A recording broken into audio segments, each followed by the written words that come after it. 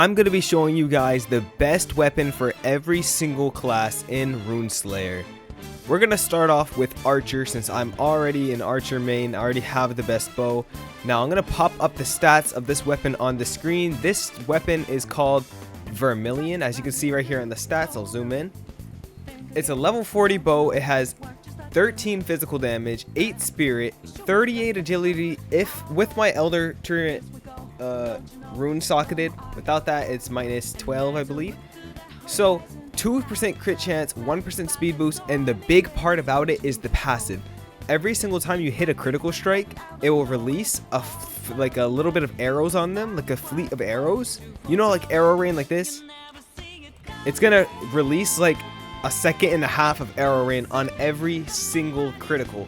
So that means if you use your arrow rain and crit, it's just gonna keep spawning more and more and more, which will melt bosses or any mob HP in the game. So bow is a S tier class. Like sharpshooter is an S tier class at the moment. Really powerful, very strong. This is by far the best weapon for bow. Very glad I got it, and how to obtain it is by killing the birds in the jungle. I'll roll a clip of me getting it. It was a very hype moment. No way! No way I just got that! There's no way I just got that! Where is it? Where is it? Oh my days! Finally! After like 300 birds, ain't no way! And it has a rune slot! Hey!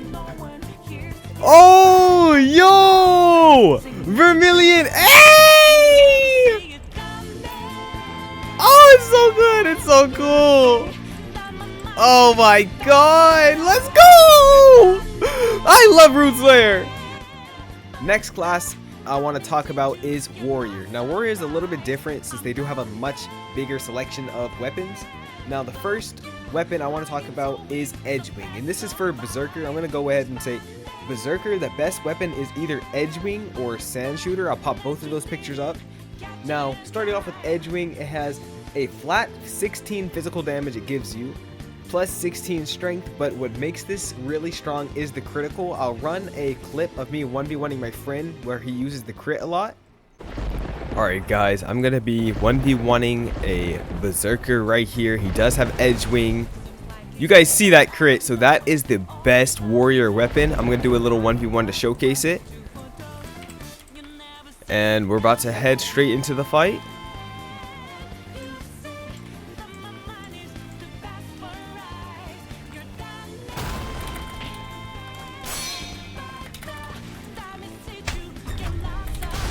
Okay, yeah, you guys can see that's a strong crit, as you guys can see.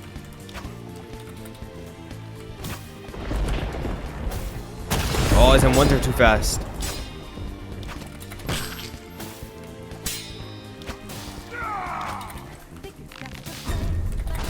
Oh, I keep trying to block that crit.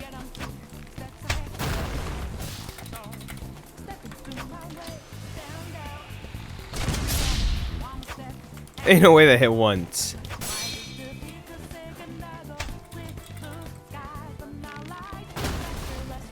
Nice. Think I'm winning this. Let's go. So yeah, Edgewing is very viable. A lot of people use it. A lot of people say it's the best weapon, but Sand Shooter is very underrated since the buffs. Sand Shooter is really good. You can use I think it's your critical. It releases a big sandstorm, which can do really good AoE damage. It gives a little bit more damage than the Edgewing, and it is a higher chance of getting it. Like, it is a rare chance of getting it. That is the great sword category, the two best great swords. And now I want to talk about swords, because in order to wield a great sword, you have to put on dual hand training, or maybe that's for sword. But for sword, I would say the best new one is the Verdian. I don't know if I'm saying that right. Verdian. Now, as you can see, it has crazy stats. It has 1% crit chance, 3 physical pierce, 24 damage, and a flat 15 damage stat buff, plus 6 stamina as well. Now, attacking with Verdian applies a debuff to enemies called Blighted. My bad. Blighted. that reduces the defense by 5% for 5 seconds, and this debuff stacks. Now, it doesn't say how much it stacks up to, but I'm guessing up to 30%. It has a cap, because if it just infinitely stacks, that would be stupid. So this one is really good for PvP. So the best weapon for Swordmaster is definitely Verdian. Now, that is a really good weapon. I'm pretty sure you get it from goblins. Yeah, you do get it from goblins. So that is the new goblin sword that's super good. And then we're gonna go ahead and move on to Hellpiercer. Now, Hellpiercer is a spear, and I've heard a lot of mixed feelings about it. My friend said it's really bad because the physical damage is very bad. Fire damage is it gives some fire damage, so that's a little weird. It gives 2% crit, and it's overall a pretty mid weapon. I'm not sure how you would rock this. Maybe in like a half thief, half warrior build, you'll probably use that. But for tanks, I would say Edgewing, or for the knight class, I would say Edgewing or Sandshooter. And for swordsmen, the Swordsmaster, you would want to go Verdian. We're going to move on to Striker. Okay, on March 14th, on Friday, they're going to be adding in this set of new gauntlets. It's called Ashura's Gauntlets, and it gives 27 strength, 14 stat strength, 14 spirit, 5 physical pierce, and every time you take damage, you gain 1 stack of fury up to 5. When at maximum stacks, you do more damage on your current health percentage. So does that mean the higher health you are or the lower health you are? Yeah, so the higher HP you are, the more damage you'll be putting out. So it's really cool that we're going to get a Striker legendary. That would be the best for Asura and Monk, since it's going to be the only one. Obviously, for Thief, it will be the Ragnarok dagger. Now, what I really like about this is that you can dual wield it. So every time you land one M1, it will do the damage of 2 M1s, which is very sweet. And as you can see on the stats here, it gives 23 agility, 13 physical damage stat, 5 stamina, 2% crit chance, and every critical you release a roar, like an aura, that slows people for 40% for 6 seconds, which is kind of wild. So when you're in PvP, it's basically an infinite slow, because you're going to be proccing it every 6 seconds. You're going to be proccing the passive more often than it's going to be going off. So players will have a 40% slow debuff on you, and every M1 will actually do 2 M1. So very sweet. I can showcase it right here. Okay, we just located a Panther. I'm going to showcase the critical.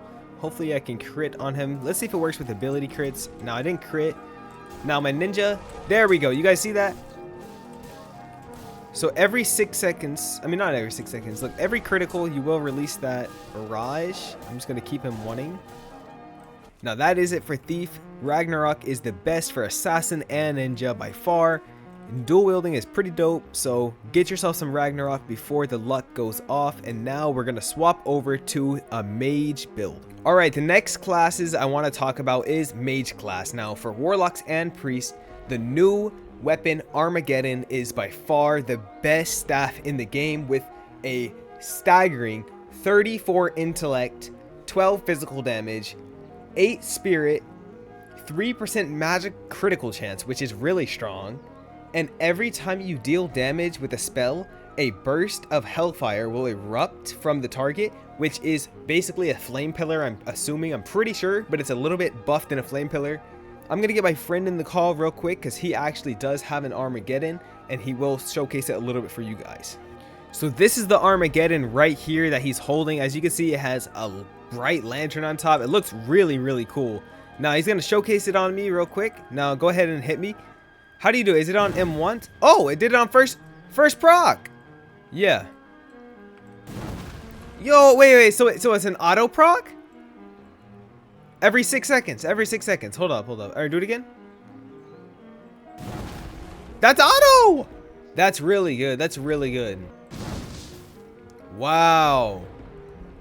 Now, guys, that is it for the best weapons for every class. And if you can consider subscribing to the channel, I would highly appreciate that. We've been growing so fast. You know, we were just at 300 subscribers last week.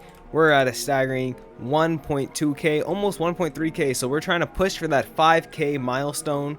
You know, I tried to apply for content creator and they denied me and said I didn't have enough subs. They said I need 5k. So if we can hit 5k anytime in the near future, or not even the near future, that will be highly appreciated. Well, I just want to say thank you guys for letting me get to 1K subs. It really means a lot. And yeah, my dream of becoming a content creator is finally starting to move, starting to take action. So I highly appreciate that. Thank you guys for getting me to 1K subs, and I'm out.